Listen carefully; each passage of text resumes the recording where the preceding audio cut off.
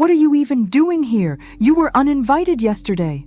The words sliced through the wedding reception like broken glass, every head turning to witness my public humiliation. I smiled sweetly at my son's bride, the woman I'd spent $43,000 making happy. "I'm leaving, but first meet my special guest, an old friend of yours."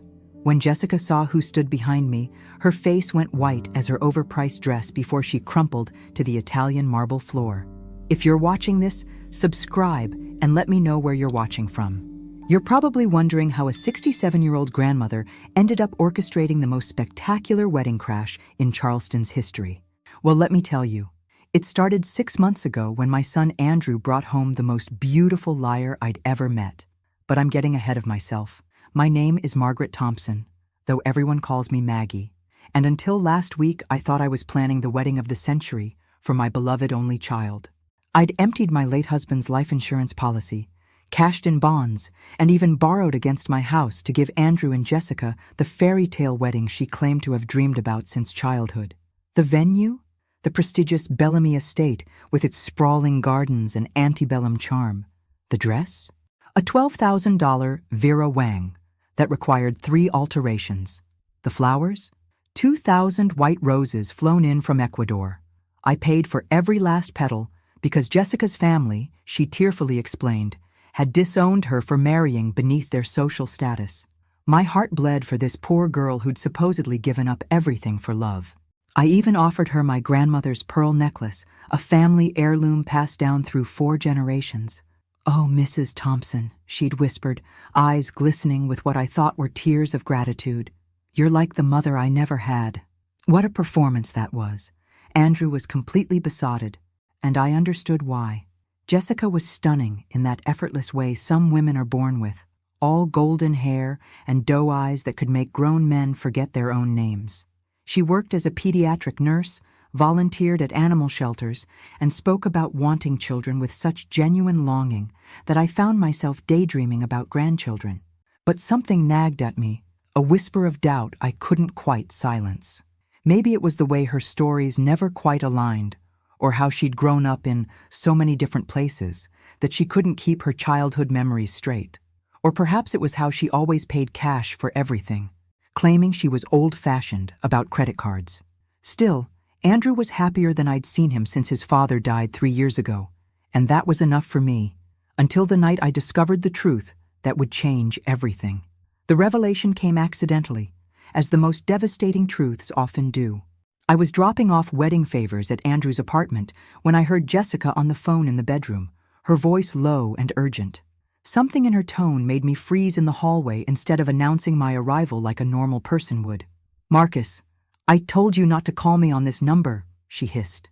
"No, the wedding is still on schedule. Yes, I'll have access to his accounts after we're married." "What do you mean you want a bigger cut? We agreed on 30%. My blood turned to ice. I pressed myself against the wall, grateful for Andrew's ancient hardwood floors that allowed me to hear every damning word. "Look, the old lady has already given us over 40 grand, and she'll probably gift us more money for the house down payment after the wedding. This Mark is worth at least 200,000, maybe more." No, he doesn't suspect anything. He's completely hooked. Mark. My son was a mark. I'd heard enough. I crept backward toward the front door, my hands shaking so violently I nearly dropped the box of wedding favors. I managed to leave quietly, but once in my car, I had to pull over 3 blocks away because I was hyperventilating. Everything made horrible sense now. The cash payments, the inconsistent stories, the way she'd isolated Andrew from his friends with subtle comments about how they didn't understand their relationship. She'd even convinced him to add her name to his checking account for convenience, and suggested he upgrade his life insurance policy since they were building a future together. I sat in my car for an hour, crying angry tears and feeling like the world's biggest fool. Then something shifted inside me, something hard and determined that I hadn't felt since fighting for my husband's life during his cancer battle. If Jessica Miller thought she could destroy my son and steal our money, she'd picked the wrong family to mess with. But I needed proof, real, undeniable evidence that would open Andrew's eyes and expose Jessica for what she really was. I drove straight home and did something I never thought I'd do in my lifetime. I Googled Private Investigators Charleston, SC. The next morning, I met with Patricia Hayes at a small cafe downtown. Patricia was a former police detective who'd gone private after retiring, specializing in fraud cases. She was probably 10 years younger than me, but had the kind of no-nonsense demeanor that immediately put me at ease. "Mrs. Thompson," she said after I'd explained the situation, "what you're describing sounds like a classic romance scam with a marriage twist. These people are professionals. They study their targets, learn what they want to hear, and become exactly that person." I slid a check across the table. "How long will it take?" Patricia smiled grimly. "For someone stupid enough to use her real voice on the phone? Not long at all." 2 weeks later, Patricia called with results that exceeded my worst fears. "Margaret, you're going to want to sit down for this," she said, her voice grim over the phone. "Jessica Miller doesn't exist. The woman your son is planning to marry is actually Sarah Collins, and she has quite a history." I was in my kitchen making tea when she called, and I had to grip the counter to keep from collapsing. "Tell me everything."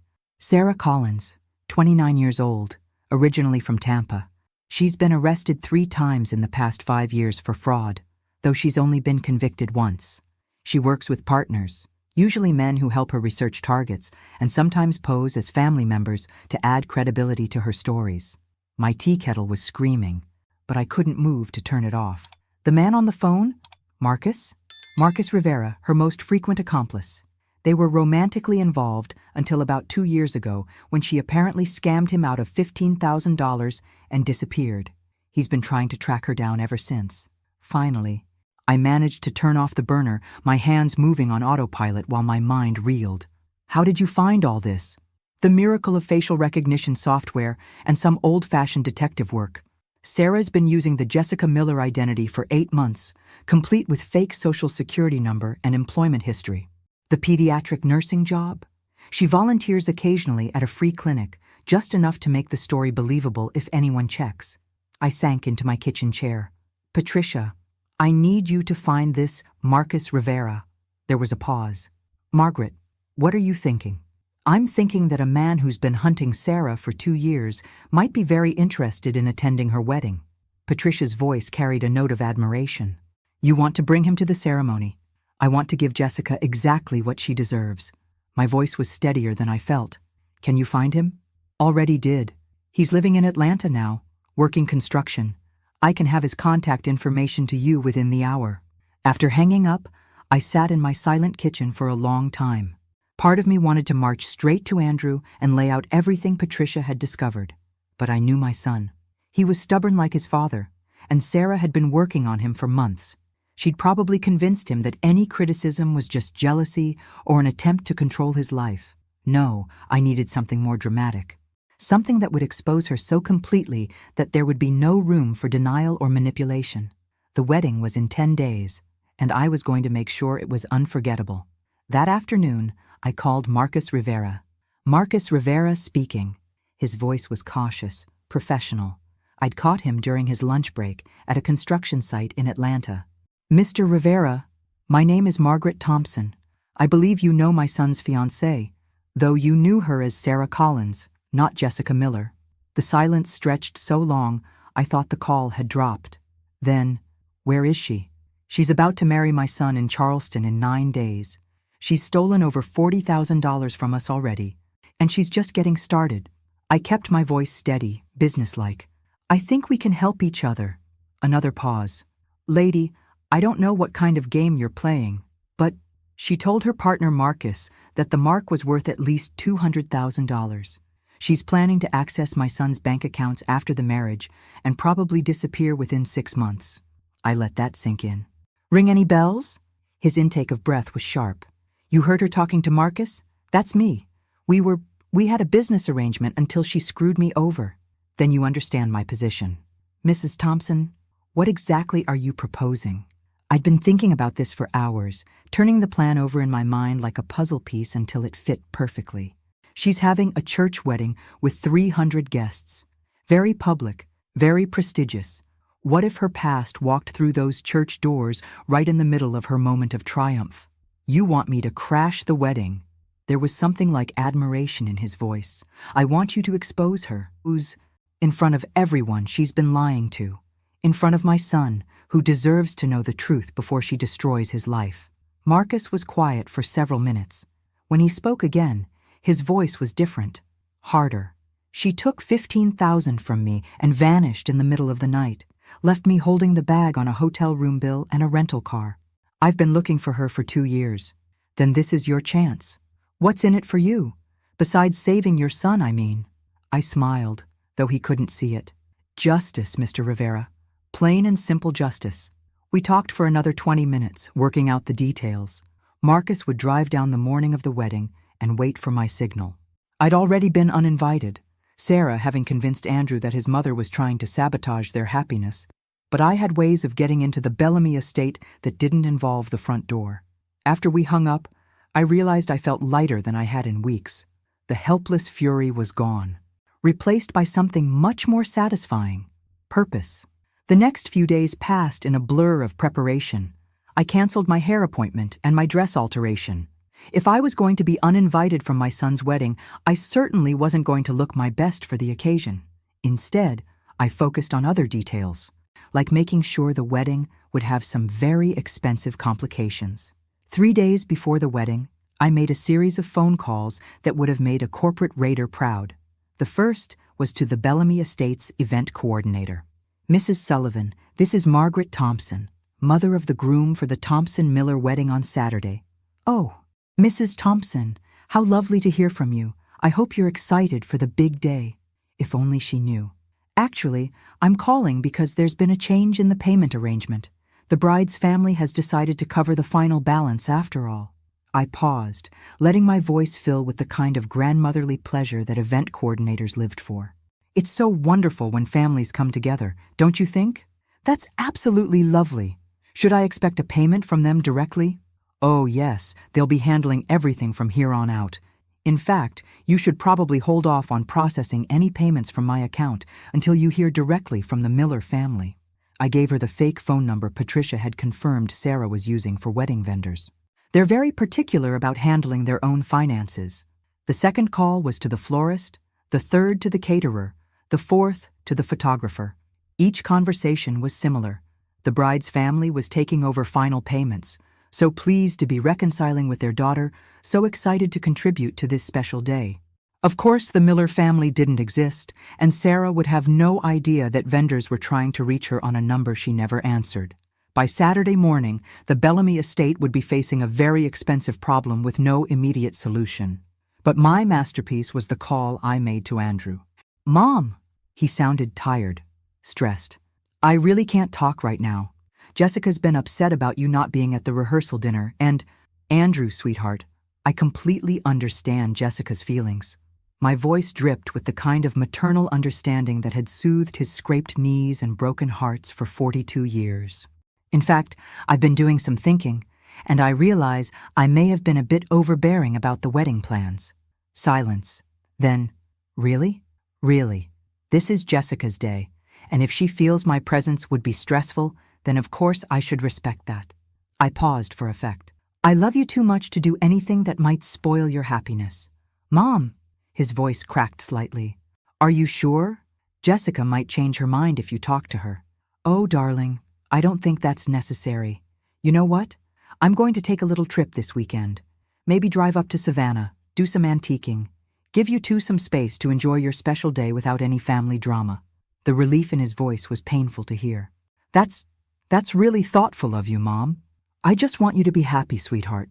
That's all I've ever wanted. After hanging up, I sat staring at my phone for a long time. The conversation had been necessary, but it hurt in ways I hadn't expected. Andrew genuinely believed I was the problem, that my concerns about Jessica came from selfishness or jealousy rather than maternal instinct. Well, by Sunday morning, he'd understand everything. Friday evening, Sarah called me herself. I almost didn't answer, but curiosity won out. Mrs. Thompson, it's Jessica. Her voice was sugar-sweet with just a hint of vulnerability. I wanted to thank you for being so understanding about tomorrow. I know it might seem harsh, but not at all, dear. I completely understand. I matched her tone perfectly. A bride should feel completely comfortable on her wedding day. That's so gracious of you. Andrew said you're going to Savannah for the weekend? Fishing for information. Classic. That's the plan. A little mother-of-the-groom getaway while you two start your honeymoon. Well, I hope you have a wonderful time. And Mrs. Thompson, after Andrew and I get settled, maybe we could have lunch. I'd really like for us to be friends. The audacity was breathtaking. That sounds lovely. Jessica, I'm sure we'll have so much to talk about.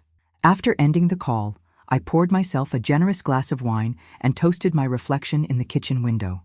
Here's to family friends, Margaret, I said aloud. May they get exactly what they deserve. Saturday morning arrived gray and drizzly. The kind of weather that wedding photographers call romantic and brides call disastrous. I woke up at 5 a.m., too excited to sleep, and spent the morning preparing for what would either be the most brilliant or most catastrophic day of my life. At 9 o'clock, Marcus Rivera called from a gas station 20 minutes outside Charleston. I'm here, Mrs. Thompson. You sure about this? I looked at myself in the hallway mirror, dressed in a simple black dress with my grandmother's pearls, the ones Jessica had admired so much. I've never been more sure of anything in my life. What if your son doesn't forgive you? It was a question I'd been avoiding for days. Then I'll have saved him from a woman who would have destroyed him financially and emotionally. Sometimes love means being the villain in someone else's story until they're ready to see the truth. Damn, you're tougher than you sound. I almost smiled. Mr. Rivera, I raised a son, buried a husband, and survived 67 years in the South. I'm tougher than I look too. The wedding was scheduled for 2 o'clock, with the reception immediately following in the estate's grand ballroom. I'd timed everything perfectly. Marcus would arrive at the venue at 1:30 and wait in his car until I texted him. I would enter through the garden entrance, a route I knew well from my multiple venue visits, and position myself where I could watch the ceremony unfold. At 11 a.m., my phone started ringing. First the florist, then the caterer, then the venue coordinator. All panicked, all trying to reach someone from the Miller family about outstanding balances that needed to be resolved immediately. I let every call go to voicemail. At noon, Andrew called. Mom, something weird is happening. All the wedding vendors are calling Jessica about payments, but she says she never told them her family was handling anything. Do you know what's going on? Oh my goodness, that does sound confusing. What did Jessica say? She's pretty upset. She thinks someone is trying to sabotage the wedding. There was a pause. Mom, you wouldn't. Andrew Thompson, are you suggesting your mother would sabotage your wedding? I injected just the right amount of hurt into my voice. After everything I've done to help make this day perfect? No, I'm sorry. Jessica is really stressed, and when people are stressed, they sometimes they look for someone to blame. I finished gently. Don't worry, sweetheart. I'm sure it's just a vendor mix-up. These things happen. The important thing is that you're marrying the woman you love today. If only he knew how true that statement was about to become. After hanging up, I checked my watch. 1 o'clock, time to get into position for the show of a lifetime. I grabbed my purse, took a deep breath, and headed for my car. The drive to the Bellamy estate took 15 minutes through Charleston's historic district. Spanish moss draped the ancient oak trees like bridal veils. And despite everything, I felt a pang of sadness that this beautiful venue would forever be associated with deception rather than celebration. But Sarah Collins had made her choices, and now she was about to face the consequences. I parked 2 blocks away and walked to the estate's back entrance, the one near the catering kitchen that I'd spotted during my venue tours. The staff was too busy dealing with payment crises to pay attention to one more woman in a black dress carrying flowers. By 2:15, I was positioned behind a marble column in the back of the chapel, watching my son's face glow with happiness as he waited for his bride to walk down the aisle. In 15 minutes, that happiness would be shattered, and I would be responsible. But sometimes, I reminded myself as the wedding march began to play, love requires you to be strong enough to break someone's heart in order to save their life. The chapel doors opened, and Sarah Collins, playing the role of Jessica Miller for the last time, began her walk down the aisle in her $12,000 dress and my grandmother's pearls. I pulled out my phone and sent a single text to Marcus Rivera. Now, Marcus Rivera walked through those chapel doors like an avenging angel in a rumpled suit. Every head turned as he strode down the aisle with the confidence of a man who'd been hunting his prey for 2 years.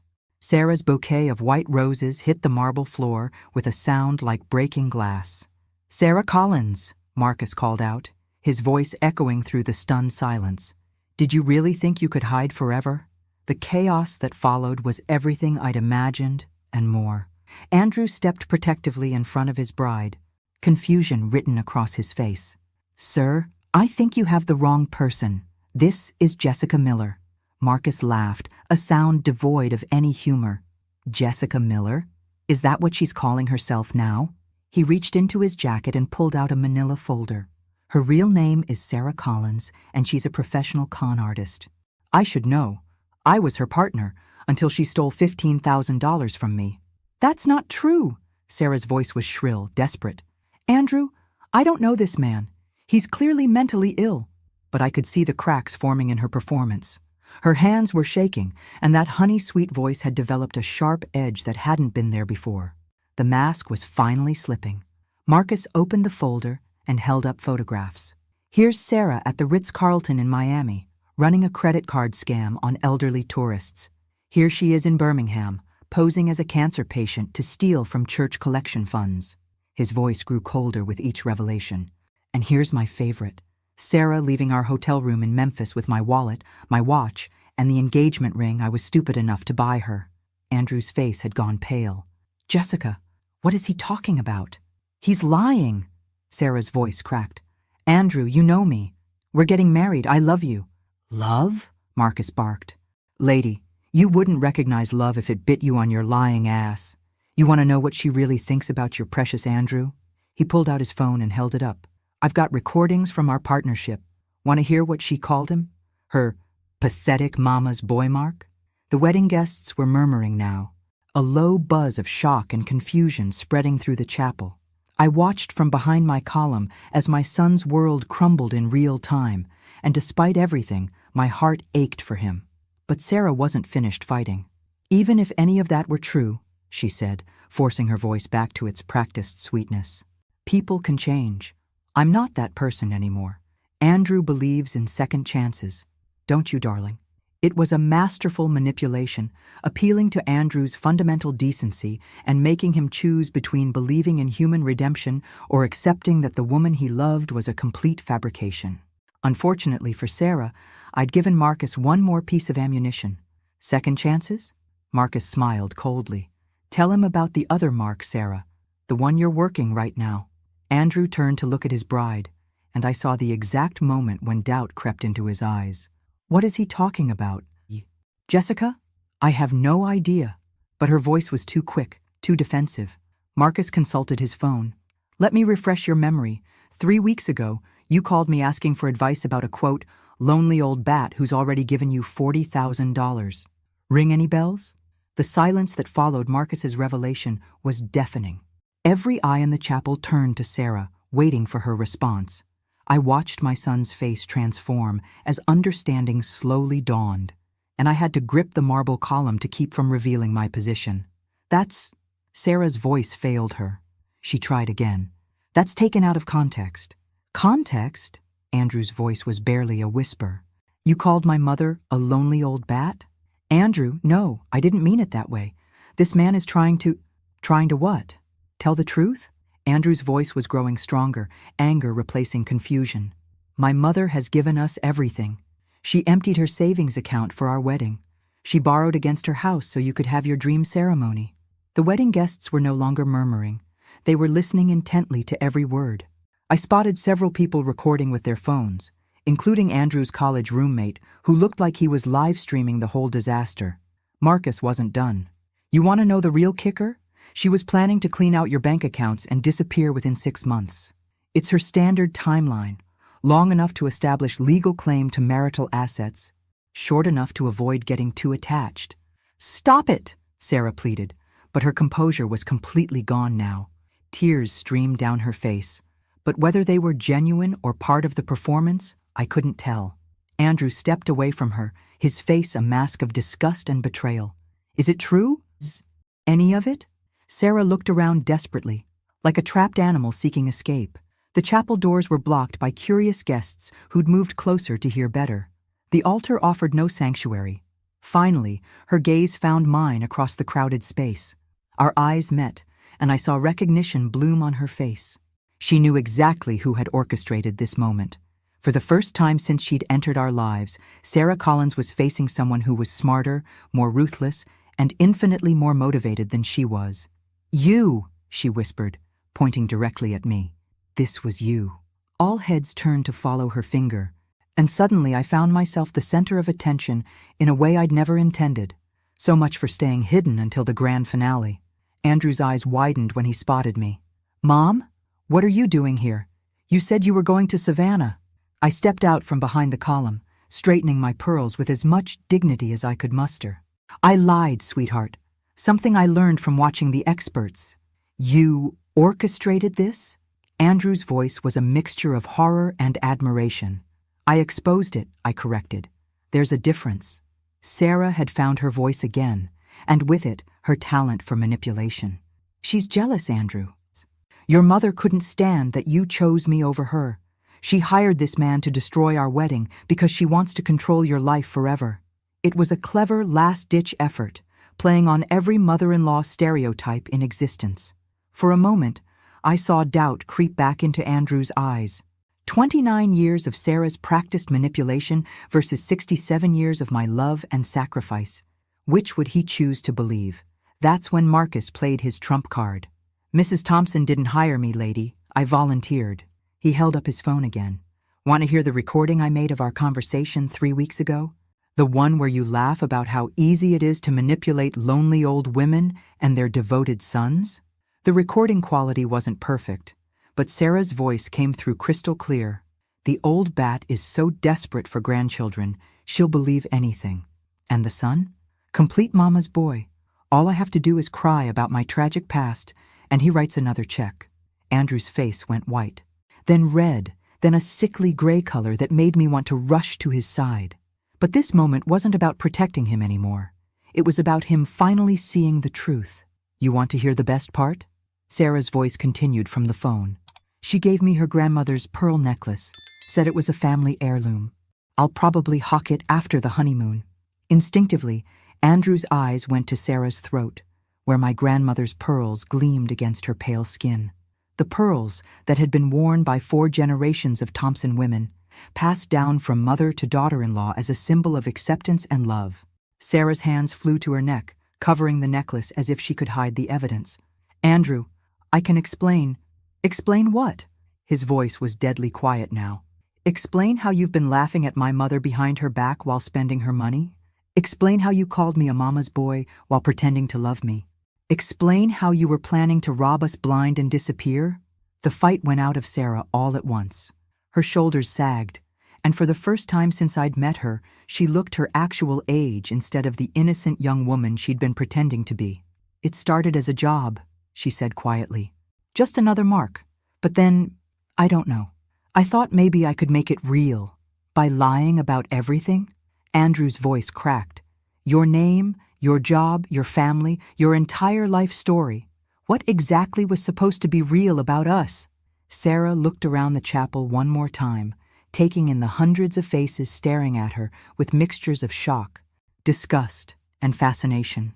The elaborate flower arrangements, the photographer who was still snapping pictures, the videographer who was capturing every moment of her public humiliation. "I need to leave," she whispered. "Yes," Andrew said simply. "You do." But Sarah Collins wasn't quite finished. As she gathered up her dress to walk down the aisle, she turned back to face me with a look of pure hatred. "You think you've won, don't you? Congratulations, Mrs. Thompson. You got your precious son back. But you know what? He's never going to trust another woman again after this. You've ruined him for love forever. Also, you could stay the most important woman in his life." The words hit their mark. I felt a stab of doubt, wondering if my quest for justice had crossed the line into something darker and more selfish. But Andrew surprised me. "No," he said firmly. "She didn't ruin me. You did. And you know what the difference is?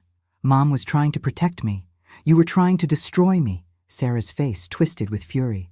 "You'll regret this, both of you. I have friends, connections. This isn't over. Marcus stepped forward, his expression amused. Actually, it is over. See, while you've been putting on your little performance here, the FBI has been very interested in our conversation about your current con game. They're particularly fascinated by your fake social security number and fraudulent employment history. Sarah's face went pale. You wouldn't dare. Already did, sweetheart. They should be here any minute to escort you out. He checked his watch. In fact, I'm surprised they haven't arrived yet. As if summoned by his words, two men in dark suits appeared at the chapel entrance. They moved with the purposeful stride of federal agents, and Sarah's last hope of a dignified exit evaporated. Sarah Collins? The taller agent held up his badge. FBI, you're under arrest for fraud, identity theft, and violation of federal banking regulations. What followed was a scene I'd never imagined witnessing at my son's wedding. Federal agents reading Miranda rights in a chapel decorated with white roses and baby's breath. Wedding guests fumbling for their phones to record history in the making. A bride in a $12,000 dress being led away in handcuffs. Sarah didn't go quietly. As the agents escorted her down the aisle, she kept turning back to scream at Andrew and me. This is harassment. I haven't done anything wrong. You'll be hearing from my lawyers. But her protests fell on deaf ears. Half the chapel was recording her arrest, and the other half was already texting the news to friends and family who'd missed the show. By evening, the video would be all over social media with hashtags like wedding crash and Bauer con artist bride. After the agents left with Sarah, an eerie silence settled over the chapel. 300 wedding guests sat in their pews, unsure whether to leave or stay, congratulate or commiserate. The minister stood at the altar, looking like he'd never encountered this situation in seminary school. Andrew remained at the altar, still wearing his tuxedo, staring at the doors where his bride had just been arrested. I wanted to go to him, but something held me back. This was his moment to process, to grieve, to figure out what came next. Finally, he turned to face the congregation. Well, he said, his voice carrying across the silent chapel. This is awkward. A few nervous chuckles rippled through the crowd. I want to thank everyone for coming today. I know this isn't how you expected to spend your Saturday afternoon. He paused, running a hand through his hair. The wedding is obviously canceled, but the reception is already paid for. So if anyone wants to stay for dinner and an open bar, you're welcome to it. God knows I could use a drink. This time the laughter was more genuine. People began standing, stretching, talking in small groups as the shock wore off and the reality of the situation set in. Andrew finally looked in my direction. Our eyes met across the chaos, and I saw a mixture of gratitude, embarrassment, and something that might have been admiration. He walked down the aisle toward me, and the crowd parted like the Red Sea. When he reached me, he stopped and just stood there for a moment, studying my face. Mom, he said finally, we need to talk. I nodded. Yes, we do. But first, he reached up and carefully unclasped my grandmother's pearl necklace from around his throat. These belong to you. I took the pearls with shaking hands, feeling their familiar weight. Actually, they belong to the woman my son eventually marries, when he finds someone worthy of them. Andrew's eyes filled with tears. I'm so sorry, Mom, for not believing you, for choosing her over you, for being such an idiot. You weren't an idiot, sweetheart. You were in love. Or at least, you were in love with the person you thought she was. I reached up and straightened his tie, a gesture I'd been making since he was old enough to wear clip-ons. Love makes us all vulnerable. The important thing is that you're safe. How long did you know? I started suspecting something about a month ago. I had proof 2 weeks ago. I met his eyes. I hired a private investigator. And Marcus, he volunteered for revenge duty when I called and told him where to find her. I smiled slightly. Hell hath no fury like a con artist scorned, apparently. Andrew laughed despite everything. You've been busy, haven't you? I've had a very educational few weeks. I took his arm. Now, what do you say we go face the music at your non-reception? People are going to have questions. As we walked down the aisle together, I caught snippets of conversation from the departing guests. Most of it was shock and amazement, but I also heard genuine concern for Andrew and grudging respect for what they were calling my detective work. Mrs. Henderson from next door grabbed my arm as we passed. Margaret Thompson, you are one smart cookie. I never trusted that girl. Too pretty and too sweet. Real women have edges. The reception that wasn't a reception turned out to be the most honest party I'd ever attended. With the pretense of a wedding celebration stripped away, people relaxed in a way they never do at formal events. The bar opened early. The band played blues instead of wedding classics, and conversations flowed with the kind of authenticity that only comes after shared trauma. Andrew handled himself with more grace than I'd dared hope. He worked the room like a politician, thanking people for coming, apologizing for the drama, and accepting condolences with good humor. I watched him from across the ballroom and felt a pride that had nothing to do with his professional achievements or his choice in women. This was my son showing real character under pressure. Marcus Rivera found me by the dessert table, where I was contemplating whether it was appropriate to eat wedding cake when there hadn't actually been a wedding. "Mrs. Thompson?" He extended his hand. "I wanted to thank you for giving me the chance to face Sarah after all this time." I shook his hand. "I should thank you. I could never have exposed her without your help. What you did took guts. Not many mothers would go to those lengths. Any mother would have done the same thing to protect her child." Marcus smiled. "No, ma'am. Most mothers would have tried to talk their son out of it and failed. You played chess while the rest of us were playing checkers." After he left, I found myself alone with my thoughts for the first time all day. The adrenaline was wearing off, replaced by exhaustion and something that might have been sadness. Yes, I'd saved Andrew from a terrible marriage and potential financial ruin, but I'd also destroyed his faith in love, at least temporarily. Had I done the right thing? "Mom?" Andrew appeared beside me with 2 glasses of champagne. "You look like you're having second thoughts." I accepted the glass gratefully, just wondering if there might have been a gentler way to handle this. "You mean like sitting me down and explaining that my fiancé was a con artist? Because we both know how well I would have received that news." He had a point. "You would have thought I was jealous and controlling. I would have accused you of exactly what Sarah said, trying to keep me dependent on you forever." Andrew sipped his champagne. "You know what changed my mind? It wasn't Marcus showing up, or even the recording. It was watching Sarah's face when she realized you'd outplayed her. For just a second, her mask slipped completely, and I saw who she really was underneath all that sweetness. What did you see? Cold calculation, and genuine respect for a worthy opponent." He turned to look at me. "She underestimated you completely. She thought you were just a lonely old woman who'd do anything to keep her son happy. She had no idea she was trying to con someone smarter than she was." "I'm not sure about smarter, maybe just more motivated." "Mom, you orchestrated the exposure of a professional con artist using her own partner and the FBI. That wasn't just maternal instinct, that was strategy." We stood in comfortable silence for a while, watching our friends and family enjoy the party that had risen from the ashes of disaster. The band was playing jazz now, and several couples had started dancing. "I have a confession," Andrew said eventually. "What's that?" "Part of me is relieved, not about the public humiliation or the arrest, but—" He paused, searching for words. Something always felt off about Jessica. I could never put my finger on it, but sometimes when I'd catch her off guard, she'd look at me like she was trying to remember who she was supposed to be. "Why didn't you say anything?" "Because I thought it was just wedding stress. And because," he sighed, "because I was 32 years old and had never been in love before. I thought if I questioned it too hard, it might disappear." My heart ached for him. "Oh, sweetheart. I know. Pathetic, right? The mama's boy who falls for the first pretty girl who pays attention to him." "No," I said firmly. "Human. You're human, and humans want to be loved. There's nothing pathetic about that. Even when they make terrible choices about who to trust, especially then." I took his hand. "Andrew, what Sarah did to you, that wasn't your fault. She's a professional liar who studied you, learned what you wanted to hear, and became exactly that person. You weren't gullible. You were targeted." Andrew squeezed my hand. "Thanks, Mom, for everything, for seeing through her, for protecting me, and for doing it in a way that made sure I couldn't ignore the truth. You're welcome, but next time you fall in love, maybe introduce me earlier in the process." He laughed. "Next time I fall in love, I'm running a full background check first." "That might be a bit extreme.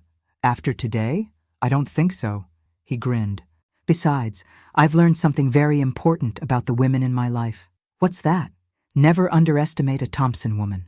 We're apparently much more dangerous than we look. I smiled, feeling lighter than I had in months. Your grandmother would have been proud. She would have loved watching you work. Andrew raised his glass. Here's to justice, served ice cold with a side of public humiliation. I raised my glass to meet his. Here's to family and knowing when to fight for the people you love. As we clinked glasses, I realized that despite everything, the lies, the betrayal, the public spectacle, I was exactly where I belonged. Standing beside my son, who was safe and free, and finally seeing clearly again. Sometimes the best weddings are the ones that never happen. Thanks for listening. Don't forget to subscribe and feel free to share your story in the comments. Your voice matters.